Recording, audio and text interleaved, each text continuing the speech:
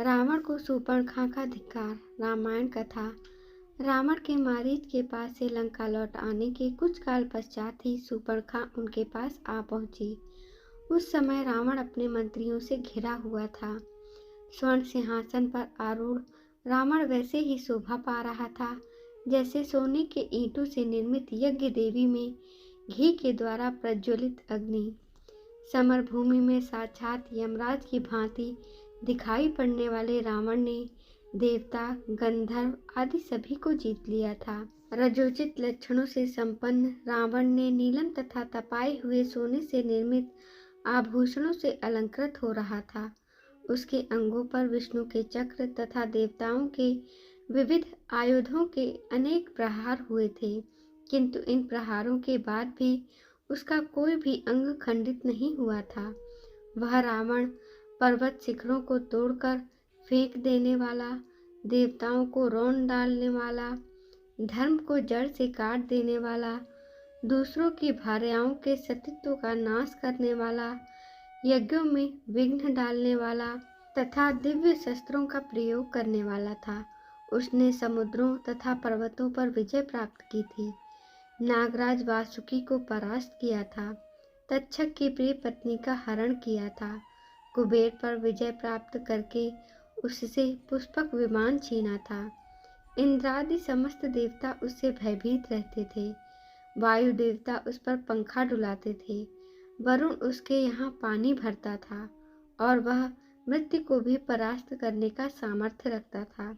उसने 10,000 वर्षों तक घोर तपस्या करके तथा ब्रह्मा जी को अपने मस्तिष्क की बलि देकर देवता, दानव, गंधर्व, पिशाच, पक्षी और सर्पों से संग्राम में अभय प्राप्त कर लिया था।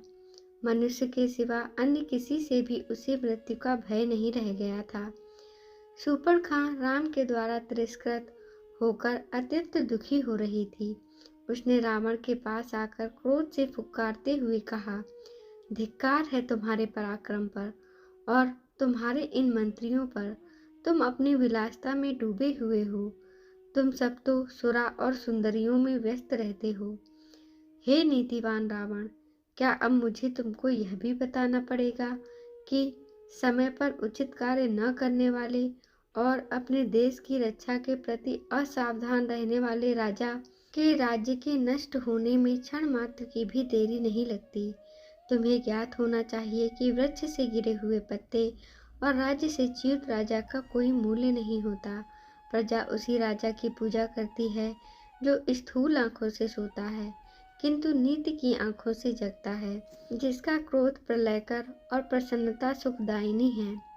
जिस राजा के गुप्तचर सक्रिय और सतर्क नहीं रहते वह राज्य करने योग्य नहीं होता। तुम्हारे गुप्तचर तो मूर्ख, अयोग्य और आलसी हैं। तुम्हारी बुद्धि दूषित है और मंत्री भी सर्वथा अयोग्य हैं।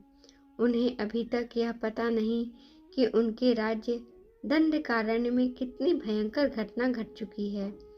मेरे वीर भ्राताओं खरदूषण का 14 सहस्त्र राक्षसों सहित संहार हो चुका है। जो ऋषि मुनि कल तुम्हारे नाम से थरथर कांपते थे वे आज सिर उठाकर निर्भय हो घूम रहे हैं। तुम तो राम द्वारा किए गए भीषण हत्याकांड से अभी तक अपरिचित हो। शूर्पणखा के कटु वचन से कुपित होकर रावण बोला, शूर्पणखा, मुझे बताओ कि राम कौन है, उसका बल और पराक्रम कितना है, दुष्कर दंडक वन में उसने किस लिए प्रवेश किया है, उसके पास ऐसा कौन सा अस्त्र है जिससे उसने खरदूषण और त्रिशिरा का सेना सहित संहार कर दिया। उसने तुझ जैसी सुंदरी अंगों वाली को क्यों कुरूप बना दिया। रावण के प्रश्नों का उत्तर देते हुए शूर्पणखा ने कहा, हे भाई, महाबली राम अयोध्या नरेश राजा दशरथ के पुत्र हैं। वे अत्यंत निपुण धनुर्धारी हैं। वे अकेले और पैदल थे तो भी उन्होंने मात्र 3 घड़ी में समस्त राक्षसों का संहार कर डाला। मैंने राम के बाणों की वर्षा से राक्षसों को मरते हुए तो देखा, किंतु यह नहीं देख पाई कि कब राम ने धनुष खींचा और कब बाण छोड़ा। स्त्री होने के कारण राम ने मेरा वध नहीं किया और केवल अपमानित करके छोड़ दिया। राम के समान ही पराक्रमी उसका भाई लक्ष्मण और अत्यंत सुंदरी उसकी पत्नी सीता भी उसके साथ है। इस भूतल पर मैंने आज तक सीता के समान रूपवती अन्य कोई स्त्री नहीं देखी। जब मैं सीता को तुम्हारी भार्या बनाने के लिए लाने के लिए उद्यत हुई तो लक्ष्मण ने मुझे कुरूप बना दिया। सीता तुम्हारी ही भार्या बनने योग्य है, अतः तुम उसे शीघ्र अतिशीघ्र हर लाओ।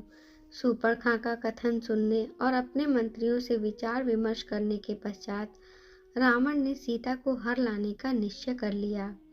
तत्काल उसने अपना रथ तैयार करवाया और उस पर सवार हो अपने मित्र मारीच के पास पहुंच गया। मारीच ने रावण का समुचित सत्कार करके पूछा, राजन, लंका में सब कुशल तो है ना? आप इतनी जल्दी पुनः कैसे लौट आए? रावण बोला, हे मारीच, क्रूर और मूर्ख राम ने अपने बल का आश्रय लेकर मेरे भाई खर और दूषण का सेना सहित वध कर दिया है। उसने मेरी बहन सूर्पणखा को भी कुरूप बना दिया है। तुम मेरे मित्र हो, मित्र ही संकट के समय मित्र की सहायता करता है। मैं जानता हूँ कि मेरे मित्रों और शुभ चिंतकों में तुमसे बढ़कर बलवान और नीतिवान और मुझसे सच्चा स्नेह करने वाला और कोई नहीं है। अतः हे मारीच, मैं चाहता हूँ कि तुम रजत बिंदुओं वाला स्वर्ण मृग बनकर राम के आश्रम के सामने जाओ। तुम्हें देखकर सीता अवश्य राम लक्ष्मण को तुम्हें पकड़ने के लिए भेजेंगी। उन दोनों के चले जाने पर मैं अकेली सीता का अपहरण करके ले जाऊंगा। राम को सीता का वियोग असहाय होगा और विरह की उस अवस्था में राम को मार डालना मेरे लिए कठिन नहीं होगा। रावण के वचन सुनकर मारीच बोला, हे लंकापति, जैसे कि मैं पहले भी कह चुका हूँ कि ऐसा करना तुम्हारे लिए उचित नहीं होगा। यह कार्य तुम्हारे जीवन के लिए काल बन जाएगा।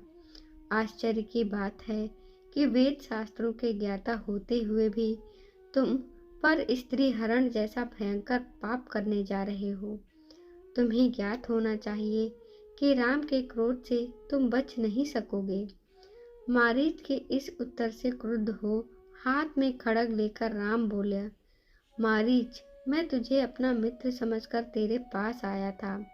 तेरा अनर्गल प्रलाप सुनने के लिए नहीं, तेरी कायरतापूर्ण युक्तियों को सुनकर मैं अपना विचार नहीं बदल सकता।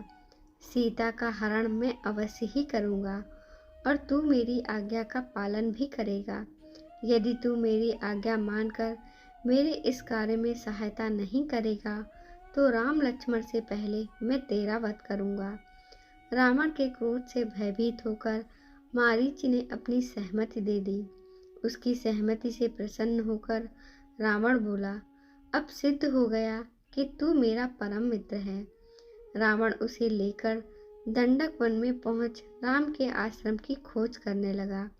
जब राम का आश्रम मिल गया तो मारीच ने रावण के निर्देशानुसार मृग का रूप धारण किया और आश्रम के निकट विचरण करने लगा। इस अद्भुत स्वर्णिम मृग की शोभा देखकर सीता आश्चर्यचकित रह गई और विस्मित होकर उसके पास पहुंची। मायावी मारीच ने अपनी मृग सुलभ क्रीड़ाओं से सीता का मन मुग्ध कर लिया। कहानी कैसी लगी अपना उत्तर कमेंट बॉक्स में अवश्य दीजिए।